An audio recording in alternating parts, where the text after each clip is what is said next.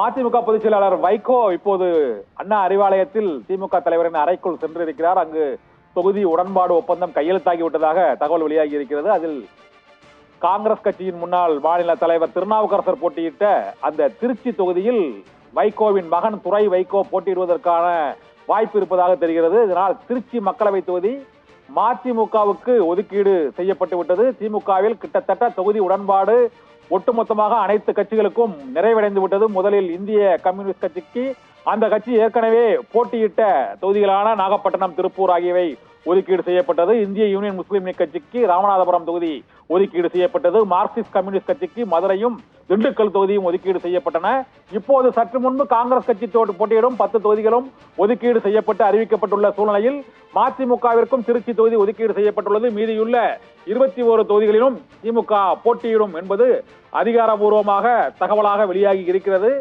திருச்சி தொகுதி ஒதுக்கீடு செய்யப்பட்டது தொடர்பாக மதிமுக பொதுச் செயலாளர் வைகோ இன்னும் ஒரு சில நிமிடங்களில் செய்தியாளர்களுக்கு அதிகாரபூர்வமாக அறிவிக்க இருக்கிறார். திருச்சி மதிமுகவுக்கு ஒதுக்கப்பட்டால் திமுக போட்டியிடும் 21 தொகுதிகள் எவை என்பது தொடர்பான பட்டியல் இப்போது வெளிப்படையாக தெரிய வந்திருக்கிறது. சென்னை மாவட்டத்தை பொறுத்தவரை வட சென்னை, தென் சென்னை, மத்திய சென்னை, காஞ்சிபுரம், ஸ்ரீபெரும்புதூர் ஆகிய தொகுதிகளில் திமுக வேட்பாளர்கள் நிறுத்தப்படுவார்கள் என்று எதிர்பார்க்கப்படுகிறது. இதேபோல தென் மாவட்டங்களை பொறுத்தவரை கன்னியாகுமரியும் நெல்லையும் காங்கிரஸ் கட்சிக்கு ஒதுக்கீடு செய்யப்பட்டு விட்டதால் நெல்லை மற்றும் கன்னியாகுமரியில் காங்கிரஸ் கட்சி போட்டு வேட்பாளர்கள் நிறுத்தப்படக்கூடிய சூழ்நிலையில் தூத்துக்குடி கனிமொழி போட்டியிடுவார் என எதிர்பார்க்கப்படுகிறது. அதே போல தென்காசி தொகுதியிலும் திமுக வேட்பாளரே களத்தில் நிற்பார் என எதிர்பார்க்கப்படுகிறது. மதுரை தொகுதி மார்க்சிஸ்ட் கம்யூனிஸ்ட் கட்சிக்கு ஒதுக்கீடு செய்யப்பட்டுள்ள சூழ்நிலையில் விருதுநகர் தொகுதியும் அங்கு காங்கிரஸ் கட்சிக்கு ஒதுக்கீடு செய்யப்பட்டுள்ள சூழ்நிலையில் அங்கு திமுக சார்பில் வேட்பாளர்கள் நிறுத்தப்படுவதற்கான வாய்ப்பு இல்லை. வட மாவட்டங்களை பொறுத்தவரை காஞ்சிபுரம் மற்றும் ஸ்ரீபெரும்புதூர், திருவண்ணாமலை உள்ளிட்ட ஸ்ரீபெரும்புதூர், திருவண்ணாமலை, இது தவிர டெல்டா மாவட்டங்களில் தஞ்சாவூர் மற்றும் தர்மபுரி, சேலம், ஈரோடு ஆகிய தொகுதிகளில் திமுக வேட்பாளர்கள் களமிறங்குவார்கள் என்று எதிர்பார்க்கப்படுகிறது. அந்த 21 தொகுதிகளின் பட்டியலும் இன்னும் சற்று நேரத்தில் திமுக தலைவர் மு.க. ஸ்டாலினின் கையெழுத்திட்ட அந்த அறிவிப்பு விரைவில் வெளியாக கூடும் என எதிர்பார்க்கப்படுகிறது. ஆனால் கிட்டத்தட்ட திமுக போட்டியிடும் 21 தொகுதிகளும் கூட்டணி கட்சிகள் போட்டியிடும் தொகுதிகள் அறிவிக்கப்பட்டு விட்டதால் திமுக போட்டியிட தொகுதிகள் அந்த 21 தொகுதிகள் என்பது உள்ளங்கை நெல்லிக்கனியாக வெளிப்படையாக தெரிந்துவிட்டது.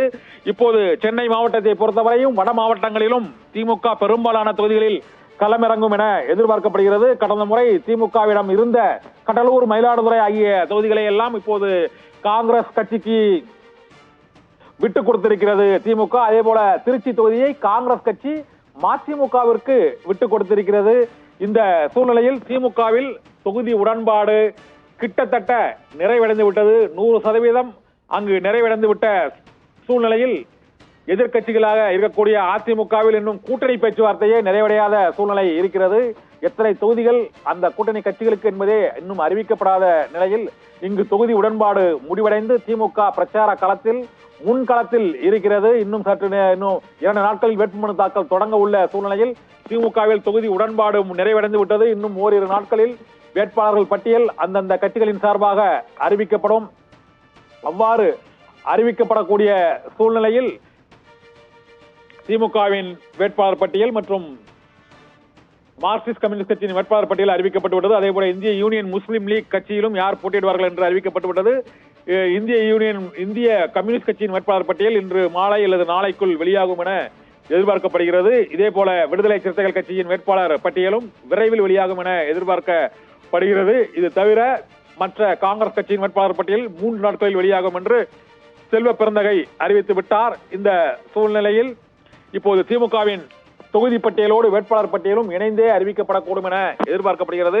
ஏனென்றால் நேர்காணல்கள் நிறைவடைந்து விட்டன. அனைத்து தொகுதிகளிலும் விருப்ப மனுக்கள் பெறப்பட்டு அறிவாலயத்தில் நேர்காணல்களும் நிறைவடைந்த சூழ்நிலையில் இப்போது திமுக கூட்டணியில் தொகுதி பங்கீடு முழுமையடைந்திருக்கிறது, நிறைவடைந்து விட்டது. வேட்பாளர்கள் பட்டியல் மட்டுமே அறிவிக்க வேண்டியது பாக்கியாக இருக்கிறது என்பதுதான் திமுக கூட்டணி கட்சிகளுக்கிடையே உள்ள நிலைப்பாடு. இப்போதைக்கு இன்னும் சற்று நேரத்தில் மதிமுக பொதுச் செயலாளர் வைகோ திமுக கூட்டணியில் மதிமுக போட்டியிடும் திருச்சி தொகுதிக்கான உடன்பாடு கையெழுத்தான விவரத்தை அவர் அறிவிக்க இருக்கிறார். ஒரு தொகுதி மதிமுகவிற்கு திமுக கூட்டணியில் ஒதுக்கீடு செய்யப்பட்ட சூழ்நிலையில் அந்த தொகுதியில் யார் போட்டியிடுவார் என்பதையும் இந்த பேட்டியில் வைகோ அறிவிக்க கூடும் என்ற எதிர்பார்ப்பு அண்ணா அறிவாலயத்தின் அந்த செய்தியாளர்களிடையே விவாத பொருளாக இருக்கிறது. போட்டியிடும் வேட்பாளரை அவர் உடனடியாக அறிவிப்பாரா அல்லது மதிமுக அலுவலகத்துக்கு சென்று நிர்வாகிகளுடன் ஆலோசனைக்கு பின்னர் வைகோ அறிவிப்பாரா என்பதை பார்க்கலாம்.